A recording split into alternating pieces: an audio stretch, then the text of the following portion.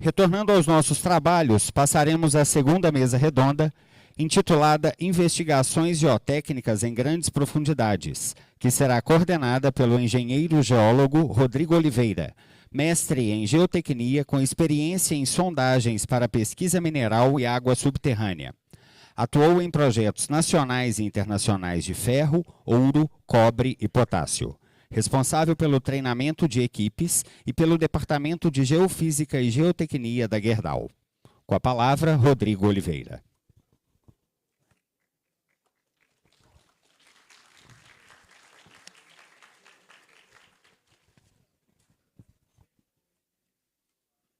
Boa tarde a todas e todos presentes.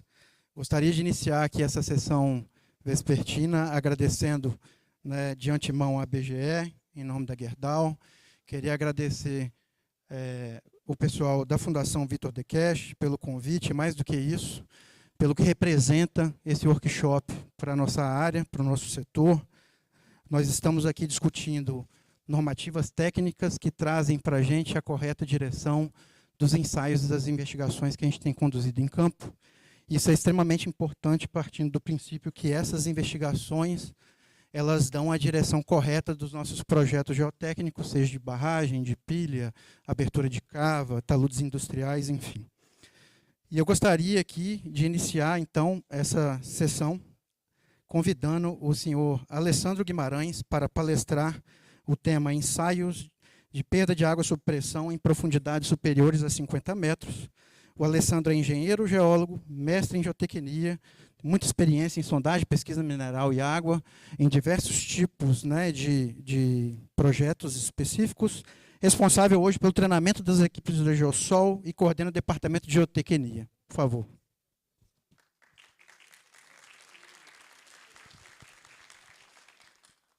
Muito obrigado, Rodrigo.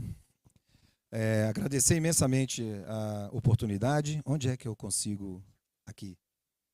A oportunidade de estar presente aqui, acho essa iniciativa brilhante. Tenho um sentimento de que não será só um workshop, pelo que eu estou percebendo. Tomara que dê mais frutos, né? Mas vamos lá. Então, o tema da minha palestra será sobre ensaios de perda d'água sob pressão. Você pensando acima de 50 metros de profundidade, mas pode pensar acima de 30 metros de profundidade, vocês vão entender por que eu vou abordar desta forma. E vai ser basicamente um convite a uma revisão da norma 108. Ok? Então, acho que eu aperto aqui, né? Isso. Então, é esse o tema, ensaio EPASP em profundidade superior a 50 metros, mas se quiserem pensar a partir de 30, está tudo bem, não é? Introdução. Então, o Lujan desenvolveu esse estudo com a necessidade de fazer injeção de cauda cimentífera, fazer um único estágio, né? Sempre pressurizado a 10 bar, ou 10 ATM, ou 1 MPa, ou 10 kg por centímetro quadrado. E a fórmula que dá a unidade de Lujan é essa. É uma vazão específica, né? Litros por minuto por metro, multiplicado por 10 bar, dividido pela pressão que foi apurada naquele teste feito em um único estágio.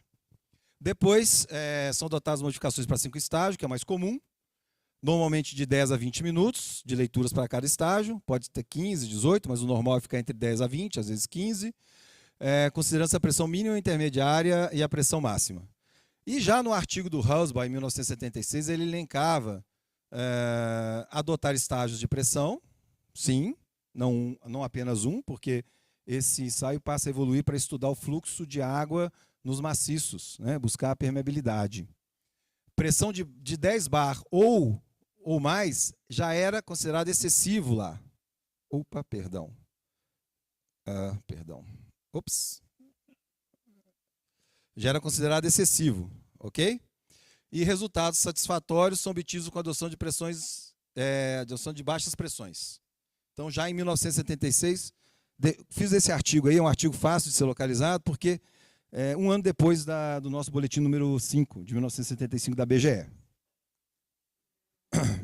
Então, o ensaio no território brasileiro. Observe-se uma confusão com o NA, quando ele é adotado.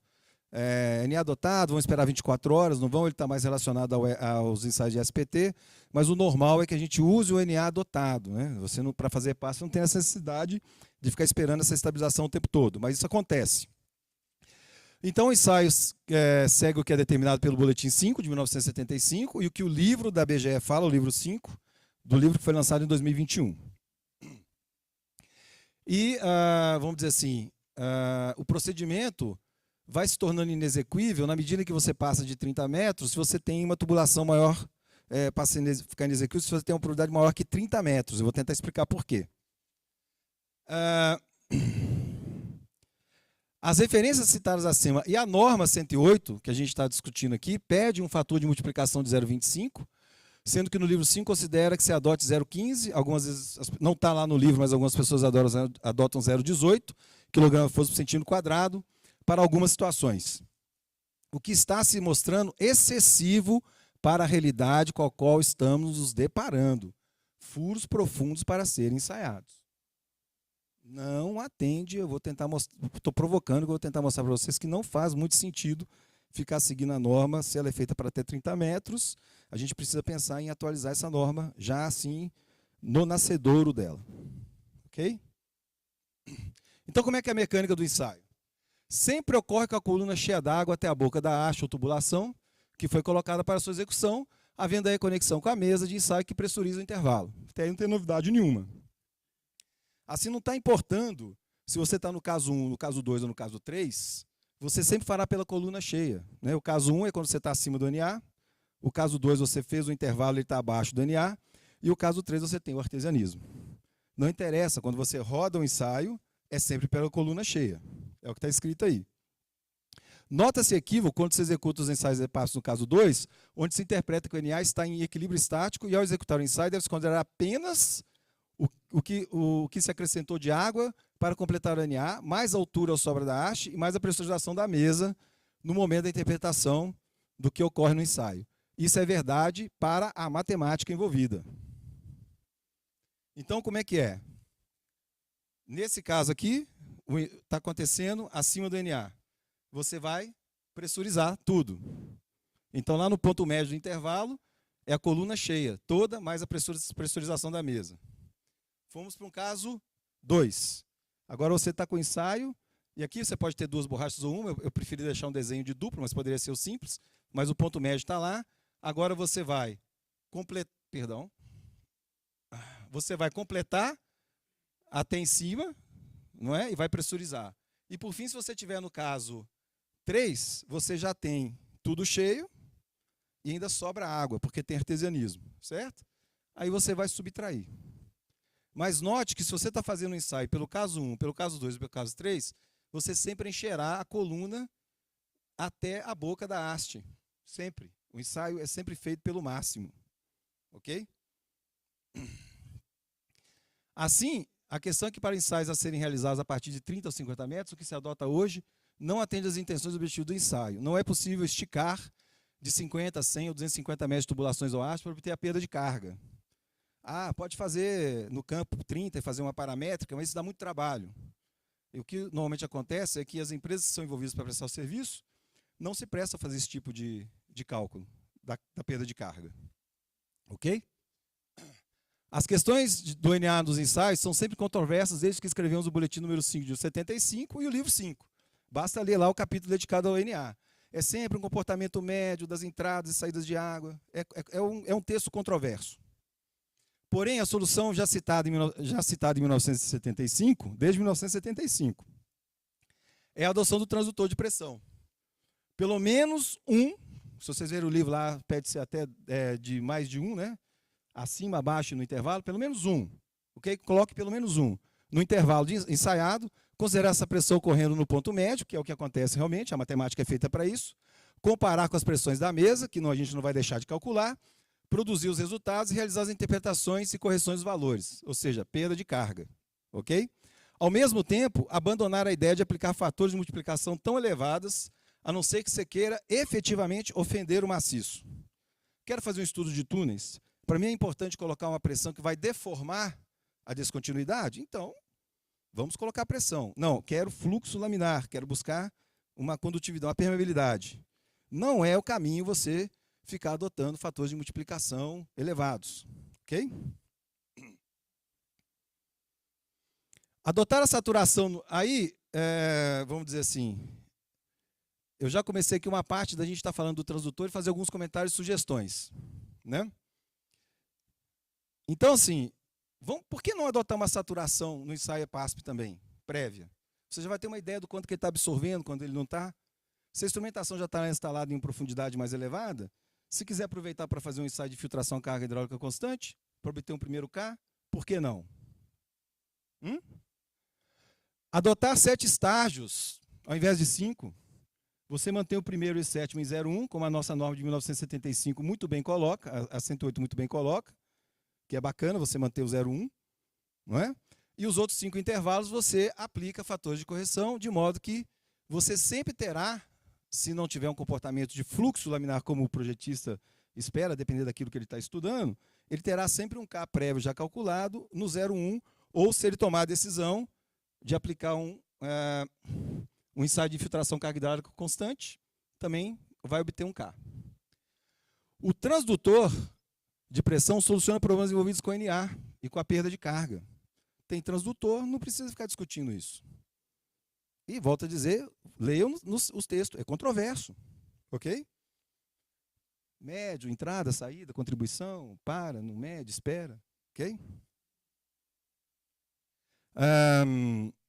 Adotar fatores de multiplicação de 1,5 PSI ou 0,11 kg por centímetro quadrado, ou mesmo 0,64 PSI, que corresponde a 0,04 kg por centímetro quadrado, conforme se encontra em literatura técnica. Você já tem manuais dos Parker hidráulicos mais modernos, falando de 1,5, e você tem literatura técnica, eu acho que no LOP, no Large Open Pitch, já falando nesses fatores mais baixos, porque eles também estão percebendo essa coisa nova que nós estamos enfrentando, de passar de 30, 40, 50 metros de profundidade para fazer ensaio EPASP.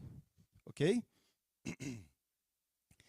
Admitir que em grandes profundidades, talvez tenhamos que obter o K somente por ensaio EISHIC, né? Que é o ensaio de filtração carga hidráulica constante, com fórmula de Lefranc. Está pronta, está na literatura, a furo aberto. Eu só coloquei aqui para mostrar, tá? Esse é o texto relacionado para você fazer o cálculo de perda de carga em campo, que, sinceramente, eu sou de uma empresa de prestação de serviço, a gente não faz. Né? Dá um trabalho danado. Então, assim, eu estou propondo a gente tornar as coisas mais simples e mais tecnológicas. Por exemplo, isso que está aqui. Perdão. Uai, está pulando rápido. Pronto, consegui. Então, o que vocês estão vendo aí é uma imagem ali no superior ali, o início do que seria uma coleta de dados com um transdutor instalado. Apenas um instalado no intervalo de ensaio, como eu disse, se você quiser colocar um antes e um depois, não vejo tanta necessidade assim, mas para o intervalo é necessário. Você tem a data, você tem o tempo correndo, em minutos, você tem a pressão e você tem a temperatura. Não é? E a partir do momento que você tem todos esses dados coletados em tabela, você tem o seu dado sendo coletado pela mesa, você tem a planilha, você anota a hora, tudo certinho, então você tem como buscar o dado, depois que você coleta, retira, você tem como buscar dentro do transdutor que hora efetivamente começou o ensaio, e aí você começa a definir o que é o primeiro intervalo com as 10 leituras, ou 15 ou 20, o segundo e assim sucessivamente. Se isso aqui não for estabilização de estágio em pressão, eu não sei mais o que é. Já começa assim. Aí você tem aqui o cálculo da mesa. Que você calcula a mesa. Você faz os cálculos todos. Aí você tem tirado do transdutor as pressões que o transdutor oferece. Reais. É lá dentro do intervalo. Não tem perda de carga, não tem nada, não tem problema de NA, não tem nada disso. Faz um pelo outro, acha o percentual.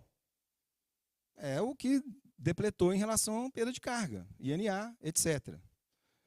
Então, você tem, na verdade, e nesse caso aqui, é um exemplo que eu estou usando de 80 a 122,30, abaixo do NA. Então, eu tenho que usar o caso abaixo do NA. Faço a mesma queda de percentual, por quê? Porque o ensaio é sempre feito pelo máximo, a coluna está sempre cheia. Aí, como eu tenho o cálculo da mesa do caso 2, e quando eu fiz o ensaio, houve essas perdas aqui, em percentual, eu transfiro elas para abaixo do NA, que é o que eu quero. Aí, corrigido, eu pego ele corrigido, está está aqui embaixo, tiro 17, 15, 10, 15, 17. Estou tampando, né? Perdão. Aqui é a mesa calculada, lembra dos valores lá? Aqui para o caso 2, vamos só ficar aqui no K, nas cargas efetivas, tá certo? E, por fim, então, vai refletir nos Ks, tá bem? Aí eu tenho o resultado do Datacam. Como eu já fiz as correções, e é um caso em que eu estou abaixo do NA, eu então obtenho os Ks, que no caso que vai ser considerado é do caso 2, porque de 80 a 122, que é esse exemplo que eu estou mostrando, está abaixo do NA. Ok?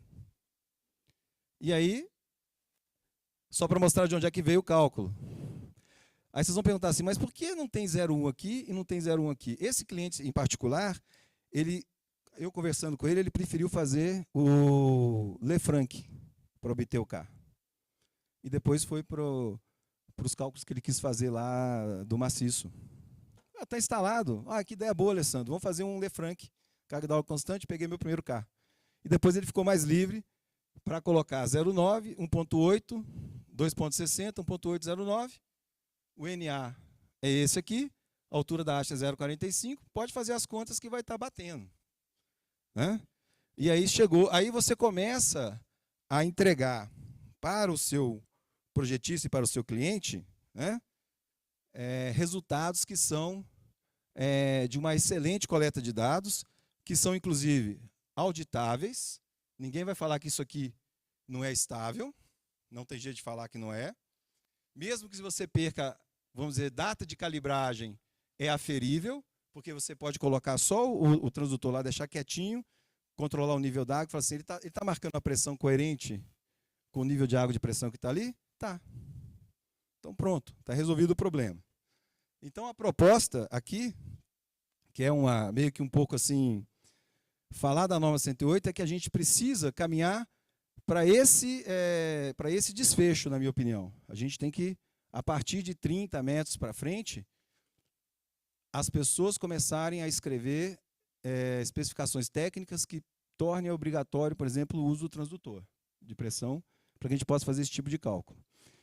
E também adotar a saturação, que é como eu estou colocando aqui, e a gente adotar 7 estágios. Eu estou basicamente fazendo uma apresentação que eu estou meio que fazendo uma proposta aqui, tá certo? Para a gente atualizar a 108, tá bem? Que seria nessa linha. Então, é uma tentativa de mostrar para vocês que funciona, que dá certo. Nós não estamos reinventando a roda, o transdutor de pressão já é citado desde 1975, tá certo? Então eu quis mostrar para vocês, só peguei um exemplo, tem vários lá na empresa que estão indo muito bem, para mostrar para vocês que funciona. Então a ideia, como eu disse para vocês, é revisar a norma 108. Ok? Obrigado, seria isso.